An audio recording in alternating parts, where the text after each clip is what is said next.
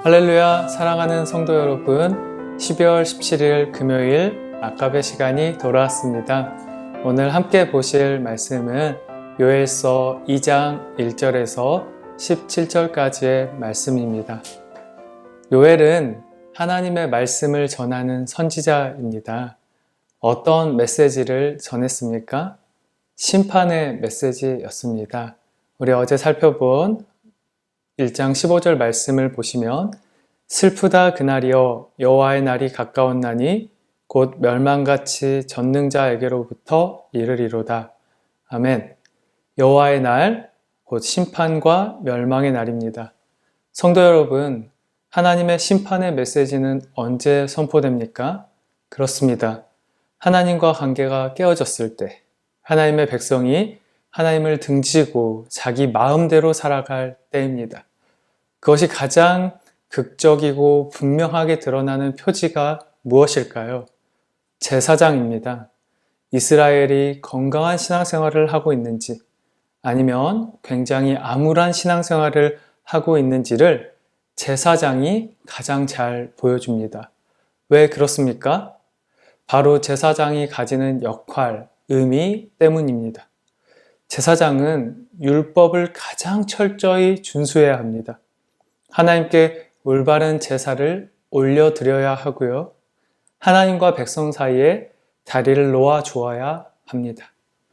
하나님께서 우리가 그 귀한 역할을 제사장에게 맡겼는데 제사장이 그 역할을 감당하지 못하고 있다는 그 표지가 결국 이스라엘 공동체가 하나님 앞에 어떤 신앙생활을 하고 있는가를 보여주는 분명한 표지가 되는 것입니다. 우리가 앞서 사사기를 통해서도 잘 확인한 것처럼 이런 중요한 역할을 하는 제사장이 무너져 있다는 것은 곧 이스라엘 공동체가 완전히 무너져 있다는 것을 또한 분명하게 보여주고 있다는 것이죠. 제사장마저 그 역할을 제대로 감당하지 못하고 있을 때 하나님께서는 하나님의 말씀을 선포할 선지자를 세우십니다. 하나님은 요엘을 세워 유다의 하나님의 심판의 메시지를 전했습니다. 앞서 살펴본 바에 의하면 어떤 심판이었습니까? 그렇습니다. 메뚜기 때의 심판입니다. 메뚜기 때가 이스라엘을 황폐하게 할 것이라는 심판의 메시지입니다. 오늘 본문 1절에서 11절을 주목해서 보시면 여러 구절 속에서 그것이 의미하는 바를 좀 더 분명하게 확인할 수 있습니다. 1절 나팔, 4절 기병, 5절 병거, 7절 용사, 8절 무기, 9절 성읍, 11절 군대. 어떻습니까? 우리가 이런 단어들을 통해서 무엇을 연상할 수 있습니까? 그렇습니다. 전쟁.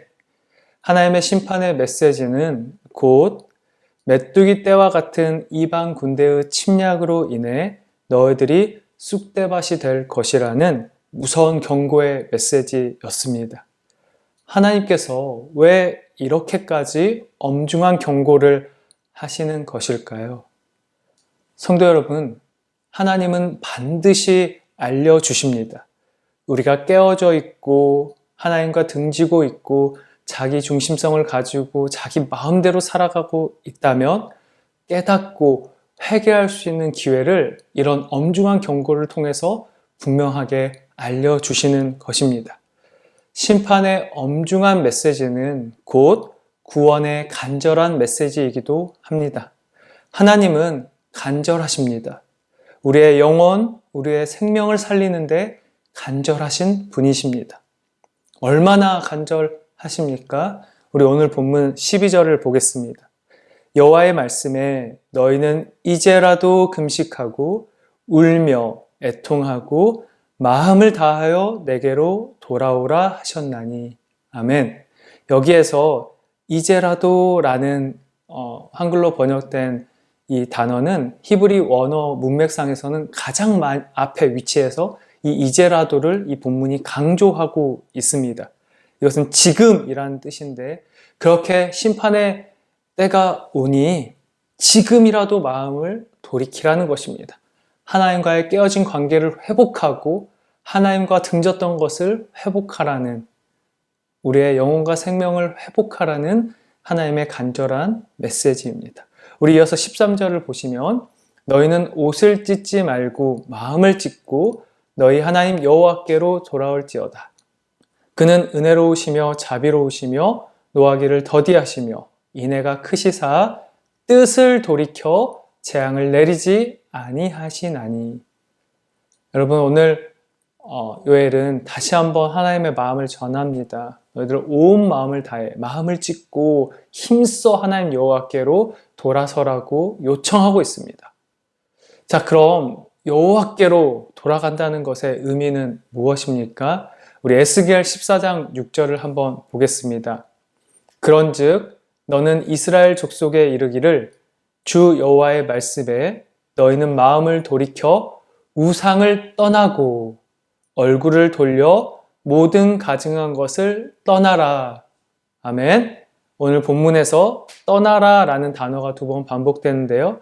바로 이 떠나라 라는 단어가 여호와께 돌아오라 라는 단어와 같은 히브리 원문인 슈브라는 단어입니다. 여호와께로 돌아간다는 것은 모든 우상, 모든 가증한 것에서 떠난다 라는 것입니다. 여러분, 마음 깊이 우리 자신을 돌아봅시다. 나는 지금 주님께 머물러 있습니까? 주님과 교제하고 있습니까?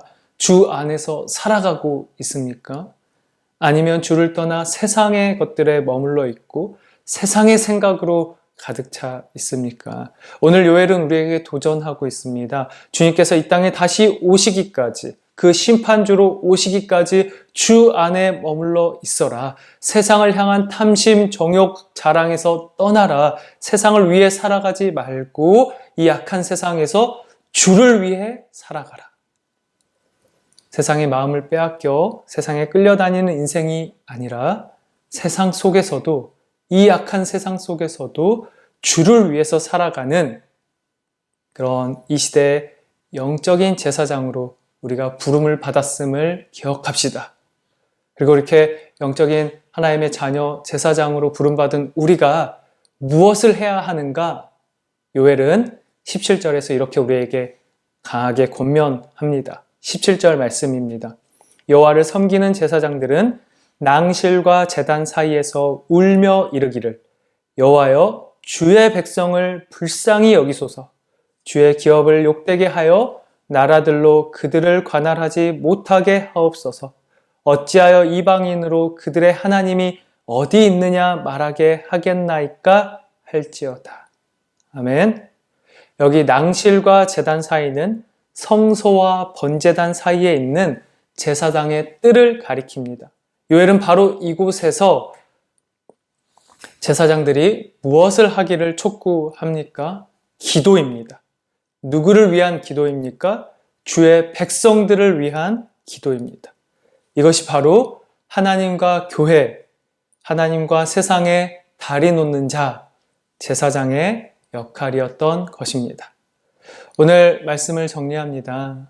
요엘은 심판의 메시지를 통해서 사실은 하나님께서 우리가 깨어지고 하나님을 등지고 있는 것들이 있다면 회개하고 마음을 돌이켜 하나님께서 돌아오기를 원한다는 것, 돌아간다는 것은 세상에 빼앗겨 있는 모든 탐심과 정욕과 자랑에서 떠나 이 세상에서 주를 위해 살아가야 한다는 것, 그것을 선포하고 있고요.